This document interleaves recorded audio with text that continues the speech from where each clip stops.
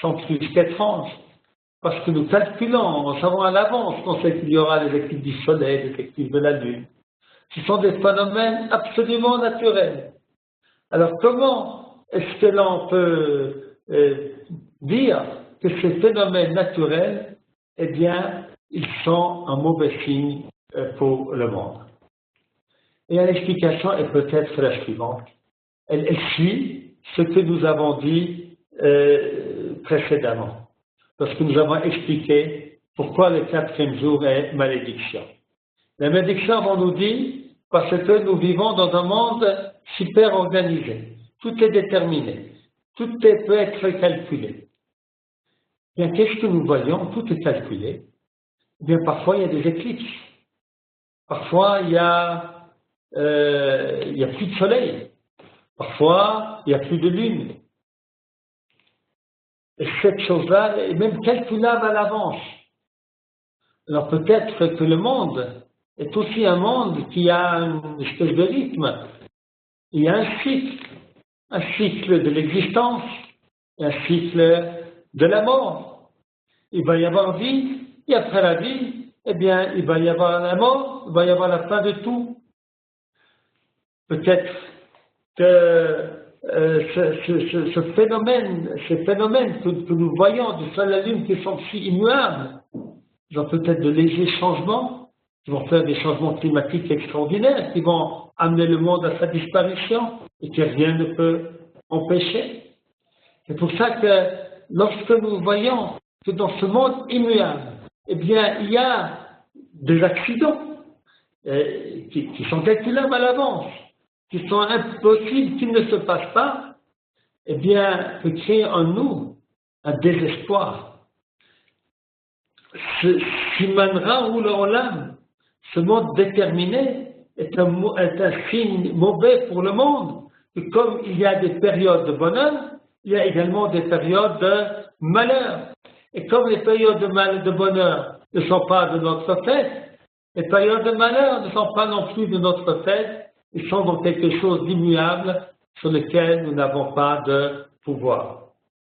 Alors, bien Rachid nous dit, ce jour-là, sachez, lorsqu'il y a éclipse, que vous devez prier à Kadosh Baruch Hu, que vous devez savoir que ces forces aveugles de la nature, eh bien, l'homme, en faisant la volonté d'Akadosh Baruch Hu, ou je dirais plus simplement en agissant avec intelligence sur la terre, eh bien, on peut se prémunir de ces malheurs. On peut donner comme exemple l'histoire de Yosef. Yosef, il a vu, lorsqu'il était en Égypte, il a vu les périodes de famine et il a vu les périodes d'abondance. Il a vu que le monde allait commencer par des périodes d'abondance et se perpétuer par des périodes de famine. Et puis il donne un conseil tout simple, c'est d'engranger pendant les périodes d'abondance ou les périodes de famine. Et nous voyons que Pharaon dit, mais qu'est-ce que c'est un homme extraordinaire? Qu'est-ce qu'il est intelligent, ce Joseph? Il a inventé la lune, celui-là. On va le prendre comme conseiller. Mais qu'est-ce qu'il a inventé? Il a donné un conseil tout simple. Chaque père de famille sait que lorsqu'il gagne un petit peu mieux sa vie, on met de l'argent de côté pour le marier à ses enfants, lorsqu'il y aura peut-être une crise, si un jour on perd son emploi ou quelque chose. C'est quelque chose de plus naturel que chaque être humain doit faire. Et on peut peut-être expliquer que Yosef il a ajouté des techniques pour maintenir la nourriture et que je ne gâte pas. Rachid fait allusion à de telles techniques. Mais peut-être de manière plus profonde. L'Égyptien, eh bien, qui vivait dans un monde idolâtre, dans un monde de prédestination, eh bien, lorsqu'on lui annonce qu'il va y avoir abondance, puis qu'il va y avoir famine, eh bien, il y aura abondance, il y aura famine, et rien ne peut empêcher ces événements de se passer. Eh bien, Yosef, eh bien, qui a pratiquement étudié la Torah, qui a étudié Baruch Leotot, et qui a étudié que si on fait la volonté d'Akadosh Baruch Hu, ça veut dire qu'il est dans la possibilité de l'homme d'agir contre ces événements, les événements de la nature si destructeurs. C'est-à-dire, on a la possibilité et le devoir d'agir sur ce monde. Alors, on a parlé de plusieurs versets, on a commenté plusieurs versets, et peut-être vous m'en voudrez, on a dit toujours la même chose. On a parlé de la responsabilité de l'homme, de ce monde que Dieu fait pour lui. Et c'est la leçon essentielle que nous devons retirer ce soir de notre enseignement, c'est notre responsabilité. Rien n'est déterminé, rien n'est définitivement est perdu, et rien n'est définitivement acquis.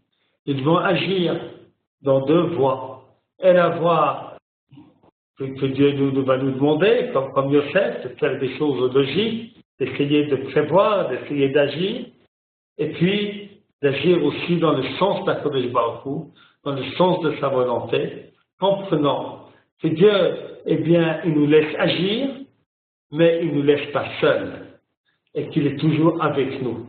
Et si nous agissons, eh bien, nous serons aidés par lui. Peut-être un proverbe français qui dit ça très joliment, très simplement, aide-toi, le ciel t'aidera. Voilà. Merci à tous les auditeurs, à toutes les personnes qui ont écouté les shiurs. Ben, je vous remercie à tous. Est-ce que je peux encore poser une question ou c'est trop tard? Bien sûr, on a le temps. Voilà. Et si on agit selon la volonté divine, c'est ce que dit Rachid, donc on n'a pas à avoir peur des événements naturels, si j'ai compris. Comment est-ce qu'on pourrait expliquer la punition? C'est-à-dire que lorsqu'on ne fait pas le Retson d'Hachem, alors à ce moment-là, la nature n'est pas avec nous. Comment se déroule ce phénomène? C'est une question bien compliquée. Hein? C'est bien compliqué. J'aimerais quand même qu'on prenne conscience que malgré toute la science que nous avons aujourd'hui, nous avons un monde extrêmement développé, que ce soit dans le monde de la médecine, que ce soit dans le monde de l'agriculture, que ce soit dans le monde pour les autres, dans le monde de la prévision, de la météorologie. Eh bien, chacun, eh bien, il verra à un moment ou à un autre qu'il n'arrive pas à dominer ce qui va arriver. Parfois, une maladie, Dieu ne plaise, nous atteint alors qu'on s'y attendait le moins. Parfois, c'est un tremblement de terre. Parfois, ce sont des prévisions météorologiques qui ne se réalisent pas toujours. Une journée, c'est plus ou moins, c'est presque à 80% juste. À 2 jours, à 60%. Après, c'est déjà très loin. Ça rappelle de la neige qu'on attendait à un certain moment cet hiver qui n'est pas arrivée. Et lorsqu'on ne s'y attendait pas, eh bien, elle est finalement arrivée.